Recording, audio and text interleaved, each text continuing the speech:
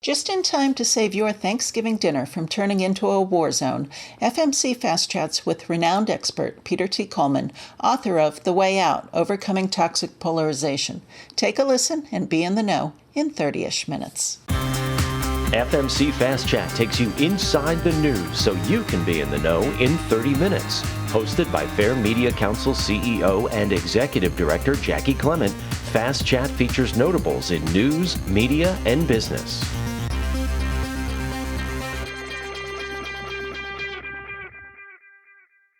We'll be discussing polarization and conflict resolution with the expert on the topic, Dr. Peter Coleman from Columbia University. Thanks so much for being with us, Peter. Here's what we want to talk to you about. There's just so much talk about polarization today, whether it's polarization in the news or society. We can't get away from the topic. So I'm really excited to be able to talk to you today to find out, really, how does this happen? Is it really easy to get people to polarize? Yeah, it's a good question. I mean, so polarization itself in a two-party system like we have in the US is not a bad thing. It's a good thing. It's a necessary thing because you want to have well-informed, passionate people on different sides of an issue or a policy kind of, conflicting with each other and pushing us forward. What we're in now is something I call a period of toxic polarization, which is kind of a qualitatively different kind of dynamic. Polarization is just something that happens in science. It's happened when groups move away from each other on attitudes or on beliefs or on feeling about each other. But we are in a period that is really about a almost 60-year trajectory of increasing contempt for the other side, love for our side, vilification for the other, misperception of where the other side is. So we're stuck in a pattern that is a bit of a runaway train. And so this is a different kind of thing than typical polarization, again, which is sort of more extreme differences on issues. This is to a place where we start to refuse to talk to the other side. We physically move away from the other side. Again, we feel this anger and contempt. A majority of Americans over 65 believe that members of the opposite political party are the biggest threat to our country and to democracy, more so than climate change and guns and Black Lives Matter or social or racial injustice. It's them, and this is a concern because it leads to events like January 6th, to violent events like that. So this is a bad time. And you ask about how do we get here? Yeah. That's part of what the first chapter of my book is about. And it really just, what I argue is that it's not one thing, right? It's a combination of things that have happened over time. Some major things like the algorithms on social media platforms and the internet, which tend to kind of, sort us into different camps. Yeah. The entertainmentization and politicization of news, of mainstream news, so that you have, this wider gap between what are considered facts and truth on either side. These are major structural factors that have changed us. But there are other, political factors, gerrymandering and, more extremism in the political party process. And so there are a variety of things that have sort of, basically feed each other. They kind of start to create these feedback loops that create a storm that pulls us apart. So it's not any one thing. It's how a combination of forces over time are leading to this place where we see them as a clear and present danger to democracy, and that's where we are today. Because so much of it seems to be focused on blaming 24-hour news. Yeah. And while that may be a part of it, how much can we really blame them? I trace this current trajectory of polarization back to about the mid-1970s. There's something called the 60 Minutes effect, which is the fact that local news used to be tedious local news. It was just sort of accounts of what was happening in your neighborhood or around the world. And then when 60 Minutes first started to make a profit, right, it was the first news show that actually made money and didn't lose money for the network. That's what was a tipping point when producers started to say, we can make money on this, so let's make it more sensational and more compelling and sexier and more provocative. And so there is this, tendency now, the business model of mainstream news is to try to capture eyeballs, capture attention, and you do that through provocation. But the same is true on social media. right? Social media's basic platform is to the most provocative content, what Facebook calls meaningful engagement is the stuff that goes viral. And so they tend to direct more people to that content, which is another kind of dynamic. So it is a combination of the fact that politics have taken a kind of politics as war turn in the 80s and 90s. Okay. That media and social media are these major accelerants of polarization. But then it trickles all the way down because, half of Americans have experienced political divides within their family. That means that we're becoming alienated from those that we grow up with and love. And so, it's not just top down in terms of these major structures. It's the attitudes of Americans that where we start to feel that they're a danger to us and we, either avoid them or worse. Okay. Is there something inherent in our nature that makes us want to choose sides? Yeah, there is. I mean, yes and no. I mean, the truth is humans are collectivists. We started, in hunter-gatherer groups walking around the Sahel gathering food, and we needed each other. Everybody needed each other. We have a profound need for others. But it's true that at some point, we started to have these kind of groups. And once we started to stop moving around and collect stuff, then we wanted more stuff for our group than their group. And there is something just in brain science that tells us that, threatening images of an outgroup, someone that is different from us or that we're unfamiliar with, it does trigger our amygdala, which is, basically our fear center in our brain. And so we do have a tendency, which is a kind of survival mechanism, an evolutionary mechanism, when we see members of outgroups to sort of have that triggered, that sense of fear or threat. But it's quickly overcome if we realize, oh, that's my neighbor, or oh, that's my friend, or it's somebody I work with, or they're on my baseball team, whatever it is, those things quickly are mitigated. So we have both tendencies to move toward people and then move away or against people. We have all three tendencies. The question is, what are the kind of social conditions that we live in, right? Mm-hmm. But yes, I will say that the business models of media, of social media, of politics, and of other areas of business know that low-hanging fruit is fear and threat. And if you can get people outraged, there is recent research, neuroscience research, that shows us that when people feel a sense of outrage or a taste of possible retaliation, it triggers pleasure centers in our brain, which are the same centers that are triggered by narcotics or heroin. So there is an addictive quality to this taste of outrage that we get 100 times a day on social media, on mainstream media, from the people we talk to in our clans, right, that aren't from the other side. So we're constantly being stimulated and addicted to these kinds of outrage dynamics. And some of that is intentional. Some of that's being done. It's like baked into the business model of these media companies. Is there any time in history where you can compare where we are right now, or has technology kind of blown us out of the water and put us in a new spot? Well, so historians like John Meacham and Doris Kearns Goodwin have been comparing the political climate of the day today to the 1850s in America, which was just before our Civil War, because there are some parallels. There was a large secessionist movement, something like 40% of Biden voters and 50% of Trump voters today say that they think we should consider, their group should consider seceding, right, and sort of starting their own country. So there's a significant secessionist movement. There's the huge disinformation campaigns which parallel the 1850s. And then there's, distrust in our electoral system and a disputed election. Something like 85% of Republicans still hold that the last election was stolen away from Donald Trump. So those are conditions. When you add to that we have 400 plus million guns in this country, 80% which are owned by the right. When you have people physically moving away from each other, we see this sort of sorting, not just into, people move, Republicans and conservatives into rural areas and progressives into urban areas, but even within cities, we're seeing sorting into neighborhoods so that you have these clusters.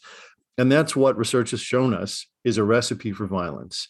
When you have large groups of people that live near each other but have very little contact, when there is a dispute between them, it's much easier to escalate and vilify the other and move into violence.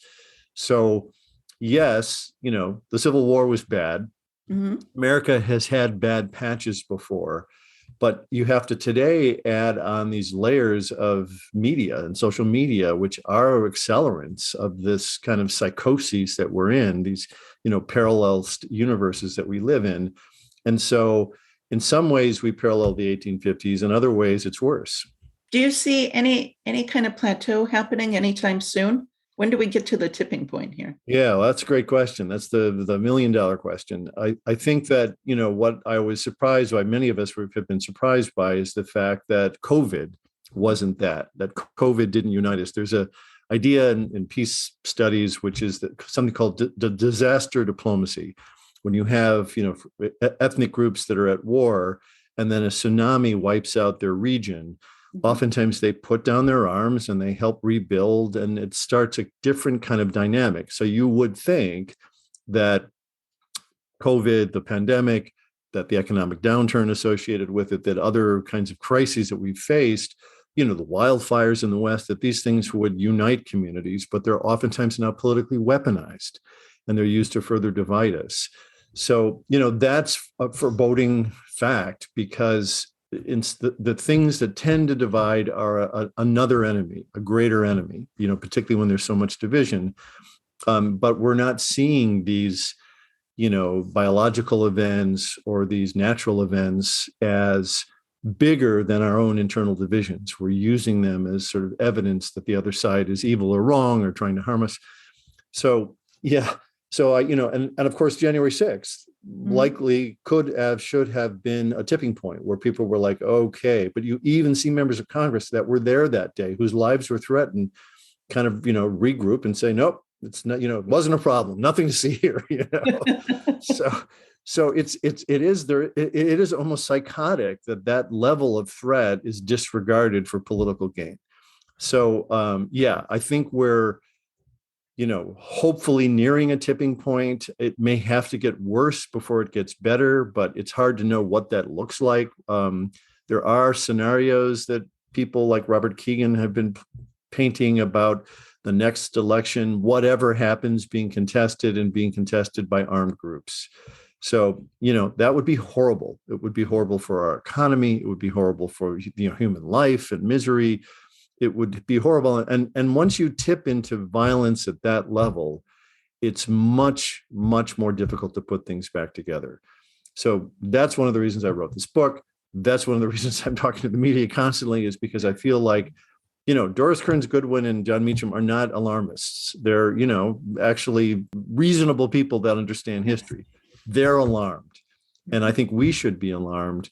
And we should take advantage of this time when we are kind of all destabilized and challenged coming out of COVID to seriously think about, is this the future we want? Do we want to run into a civil war, or can we bring our communities back from the brink? I'm wondering, because you teach these courses at Columbia, the students you're teaching have basically grown up in this environment. So how are your classes perceived? And is there anything you find surprising with the generation that you're interacting with? Good question. I mean, so my students, I tend to teach graduate students, master's and Ph.D. students mostly, and they're from all over the world. And many of them are from places, from war zones. And they've lived through times like this where they saw, people saw early warnings and they tipped into violence. And so they're an anxious group because they came here hoping that they would have a very different kinds of experience. And then they start to see the kind of build up towards tyranny and build up towards violence. So that group is definitely anxious. Yeah, younger people, I mean, again, I think when you've lived in a bubble for years and not, experienced directly things like war, remember, a very small percentage of Americans went to Afghanistan, went to Iraq, actually experienced violence and war. Mm-hmm. And oftentimes the rest of the country, particularly younger populations, are very insulated from that. And so it's an idea but it's not a reality. If you've been to places that are, fragile states like Haiti or Gaza, these places are desperate places. Violence and war are rarely the answer. They're unfortunately oftentimes one of the first, choices that decision makers make, but they are basically, you choose that if you have an absence of an imagination about what else you can do. As I share this message with my students, it does feel like they take it seriously. But when you've grown up in places that have been violent or dangerous, you get it. If you've been really insulated from that, it's more of an idea than it is a practical fear. You did mention that some of your students come from war zones. I mean, would you not say that America today qualifies or at least meets the definition of a war zone? So we're not a war zone, but we're not a peaceful country.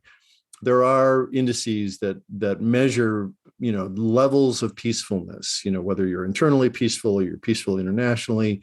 And the US is way down because we put so many people in prison. In fact, more than any other country, right? Okay. So we have a very punitive system. And we have high levels of gun violence and homicide and other kinds of, violent crimes. We have high levels of discrimination and inequality. All of those things contribute to us getting very low rankings in terms of our peacefulness. Okay. We haven't tipped into war zone yet. We're not defined as a conflict zone yet, but definitely the world is worried because we have for so long been this beacon of hope and possibility of how democracies can be functional and move forward and be promising. And there has been such a backslide on it that a lot of the world is really either concerned about us or just disengaging from us because we seem to not have the answer anymore. So what countries are doing these things well? Where would I move to would be the question. Yeah, that's a great question. Well, again, it depends on what you're measuring. But so the good news is, so we have one of the projects I have at Columbia is a project on sustainably peaceful societies. And there's a website which you can go to and click on it, and it will show you a map of these societies, which are all over the world. And they're everywhere from Costa Rica, which decided in 1948 to really pivot out of a civil war and move and grow a peaceful society. But the Scandinavian countries for a couple of hundred years have been really leaders in this. And again, these are places that are not without, challenges. They've had immigration challenges, downturns in their economy, rise of more right-wing groups. So they're not utopias. They're places that have challenges, but they're better able to navigate this. In Africa, Botswana and Mauritius are two of the most highly peaceful nations on the continent, but there's also New Zealand. Australia is a more peaceful place. So there are pockets around the world, and these can be small societies or they can be large societies that are, like the Scandinavian nations that agree to kind of work together and cooperate. So there are many there are many lovely places, but even Canada, which, is known as a more peaceful place. It's a much less violent place than us. But I was on a call with a business group in Alberta this week, and they're experiencing, particularly around COVID vaccination and vaccination mandates and mask mandates, major divisions in between the rural and urban divide, and even within companies. And so they're seeing polarization increase, becoming more vitriolic in their politics, becoming much more so in everyday life, particularly around protection against COVID. So it's not something that societies are immune from, but many societies are much more proactive and concerned when it arises. They don't prey on it as much as our businesses and our politics do. Is there any correlation between how religious a country may be or what that religion is versus the state of peace versus war? Yeah, that's a good question. So religion is a tricky thing because sometimes religion is about tolerance and acceptance and forgiveness and community, and sometimes it is the source of the conflict, right? Yeah. There is this place that we've studied. We've done sort of field studies with in called Mauritius, which is an island off of the coast of Africa, but it's the most peaceful nation in Africa, and it's an interesting place because it's a very religious place. High number of Hindus, Muslims, Christians, Catholics, and others. And the vast majority of the population is very religious. What's interesting about Mauritius is that there is a strict taboo in Mauritius about proselytizing, about missionaries coming in and basically pilfering people from from other religions to theirs. That is not accepted. So what they appreciate is that people are spiritual, because again, there's a consciousness to that, and there are these kind of core values that most of the major religions share. But what they are careful to do is not challenge each other in terms of their numbers and in terms of their believers, which is one of the things that you don't see in a lot of the world. There's still major missionary activity happening everywhere. So there are some conditions under which religions promote more tolerance, more acceptance, and more engagement. And then there are other conditions where it's weaponized. So like anything else, it can be weaponized and be the source of division, or it can be the source of great unity. Right now, I just came back from Vienna at a meeting, and I met a group of people that are involved in the Middle East, in Israel, Palestine. And there's an initiative there called the Holy Land Initiative. Okay. And this came up because of the Oslo Accords, and the Oslo Accords were very secular, and they didn't involve religious leaders, which was one of the reasons why it failed so abysmally. So these are major high-level religious leaders that have come together and are really, working as a group to try to head off crises when they pop up, but B, really start to think about in the Holy Lands, which it's, the three major religions are sort of focused there. Yeah. How can religion serve a view and a vision of peace in the Middle East? So there are groups like that are immensely hopeful and impressive. I'm wondering, as you speak, when you were 5 years old, what did you think you'd be when you grew up? Because this is not, your typical career topic choice. Yeah, I like that question too. I mean, I think when I was 5 years old, I think I wanted to be an artist. I wanted to be a painter. That was, I think, my fantasy. Although I do remember that changing from day to day. I also then wanted to be an army man, and then I wanted to be a fireman, and then I would put on a different outfit every day. So part of it was wanting to be an actor, I think, but part of it was, I wanted to be an artist, and I frankly do think that I'm able to, in my work, tap into creativity a lot. I think being creative in what you do is a great resource, and it's a great opportunity, and to me it's the most fun component of what I do. But I will say that I grew up in Chicago. I was born in '59, and I grew up in Chicago in the late '60s, and it was a time in Chicago of great tumult. There were violent marches, protests. The Chicago 1968 Democratic Convention was there, and the mayor sent in troops to fight the protesters, and there was a big anti-establishment movement, and then Martin Luther King came there at some point and was organizing nonviolently. So there was a lot happening on the streets when I was 8 years old, and I was mindful of it. I had siblings that were 10 years older than I. They were involved in some of that activity. So it definitely was a time of this is not, I was not in a bubble. I was living in a world that was really sort of, on edge. And that did, I think, wake me up to the fact that the world sometimes, gets chaotic, gets contentious, and you need to be mindful of that. So I think that has always stayed with me and affected what I do today. So are you the guy your friends call to resolve marital disputes? That's that too a good question. I definitely am called into at some times to help people think through things. Okay. And I think sometimes when there are difficult conversations that need to be had, I am seen as a resource for that. So yes, I was thinking about that today, that there have been particular times in my life when, there's been an addiction in a family and somebody needed some confrontation and intervention, or there's, as you say, been tensions to some degree with colleagues or friends. And but I will also say, part of my life is as an activist. I'm a major activist for inclusion and anti-bias and anti-discrimination. So in that way, I cause conflict. I'm a gadfly. I challenge our institutions to do better, because institutions get lazy unless somebody is sort of saying this is unacceptable. So I go back and forth. In some domains, I definitely am seen as a mediator and a peace builder. In other domains, I'm pushing the edge. Okay. What do you think your knowledge makes you a better activist? I think so. I mean, again, that's hard for me to say, but I do think that, I mean, what I study is how, families, communities, cities, nations change or don't when they get stuck in these long-term patterns, like the pattern of polarization.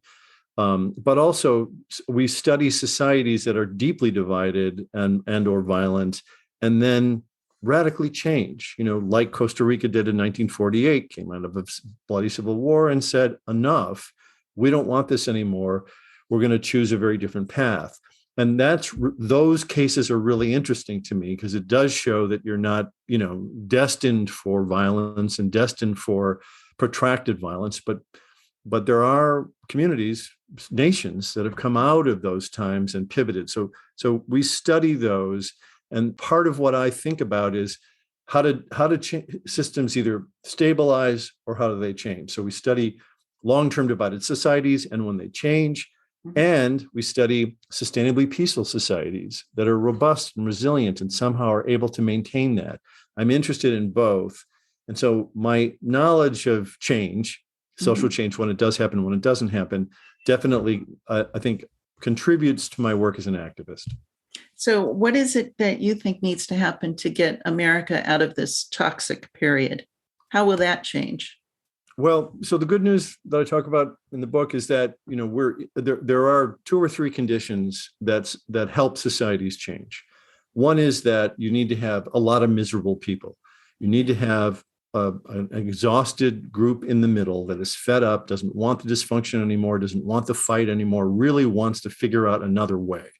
So if you have that, and you have people that see it, that's on the left and the right, and we do have that. I dedicate this book to the 86% of Americans that a group called More in Common referred to as the exhausted middle majority.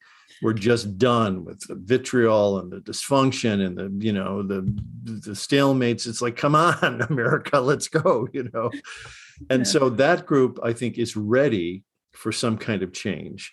It's also true that when there are big destabilizing periods, when some kind of shocks happen to systems like COVID, like racial, the spike in racial injustice, or at least the spike in awareness of racial injustice, economic downturns.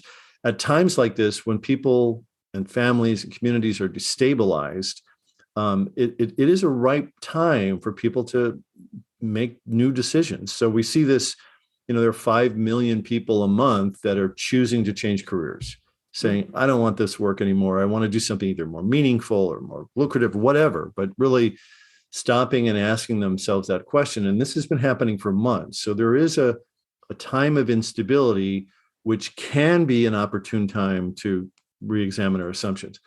But the third condition is critical, which is that you need to know what to do. What are the alternatives? What's a different way to engage? That's why I wrote The Way Out. And what The Way Out tries to do is use science. I'm a social scientist. I'm familiar with and teach the science on social change and constructive conflict. And so what I've done in the book is sort of pick 5 areas, 5 principles of science that are particularly relevant for you in making your own choices, or for your family, or for your neighborhood, or for your community, or the nation. They scale up because they're basic ideas in science, and they've been shown to be valid at different levels. And so what I try to do is sort of say, this is what science says would help, and this is what it looks like for you, for your workplace, for your community, and ultimately for our nation. There are ways that this can be enacted. So that's what's important, is that at this time of instability, anxiety, exhaustion, that people take advantage of it and say, what kind of life do I want for myself? What kind of life do I want for my children and grandchildren, if I have them? where do I want to move forward? How do I want to see us move forward? And do I want to just keep on the same wheel and fight the fight and lead to worse times? Or what can I do?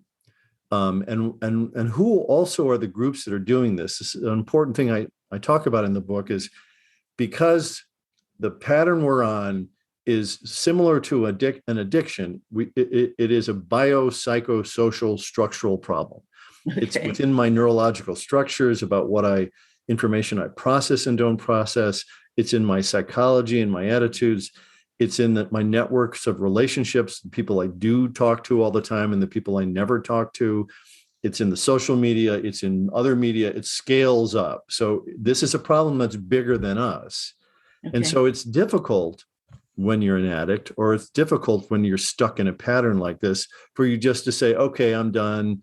I'm going to change, because we're pulled in by so many things.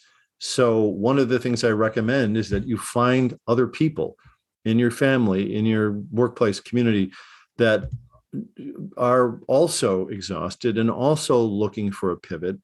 There's a website that I would recommend your viewers go to, which is called the Bridging Divides Initiative. It's out of Princeton University, and it's a map of America. And if you zoom in on it, it's an interactive map. You can look at your town, your county, and find several of the thousands of bridge building groups that have sprung up in your community, usually to deal with local issues.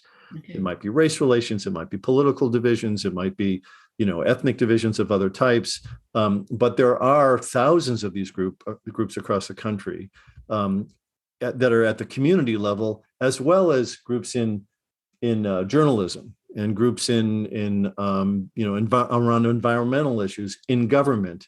There are these bridge building groups, right, that you can sort of turn to and say, this is hard to do. Can you give me some sense of how to do this? Or do you have a forum that I can come to get a sense of how you do this?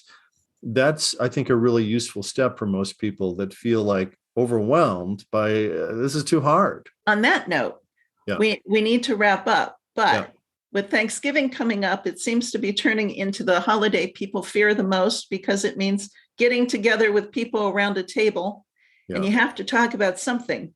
And we don't seem to be able to talk about anything anymore. Yeah. So do you have any advice or any tips for how people can actually enjoy time together? I do, yeah. And I'll give you a simple answer, which is that, first of all, I think it starts by you thinking about you. Are you in a good place to go into these dinners, these meals, these gatherings with family and friends? Are you easily triggered? Do you feel toxic yourself? Are you exhausted and fatigued? Those things matter, and having some kind of mindfulness of where you are going in matters. But then the critical question is, if you have a brother-in-law who is always political and in your face and triggers things, and they tend to go poorly, yeah, then the question is, well, what do you want to happen? Like, what really would you like to see happen? Do you want to shame them and attack them and escalate things and, therefore ruin a gathering? Or do you want to not do that at Thanksgiving? And in which case, I would reach out to them beforehand and say, look, John, you and I do this every time we get together. Yeah. Maybe we won't do that this year. Maybe on Friday, you and I will go for a walk. And we'll go for a walk outside together, which is one of the chapters in my book, is the value of actually walking with political opponents outside, side by side. There's a neurological shift that happens to people when they move together. And it gives you a little bit of a connection that can help you have better conversations. So that's a recommendation I would make, is if you're anticipating that, try to not do it and ruin everybody else's Thanksgiving, but try to find a way and a time to do it that can be constructive and useful for your relationship with the other and for the whole family.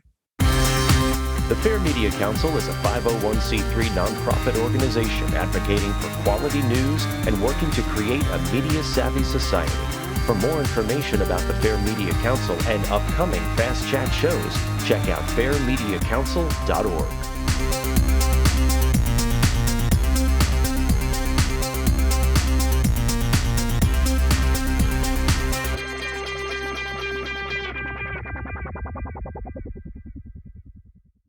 This podcast is a part of the C-Suite Radio Network. For more top business podcasts, visit c-suiteradio.com.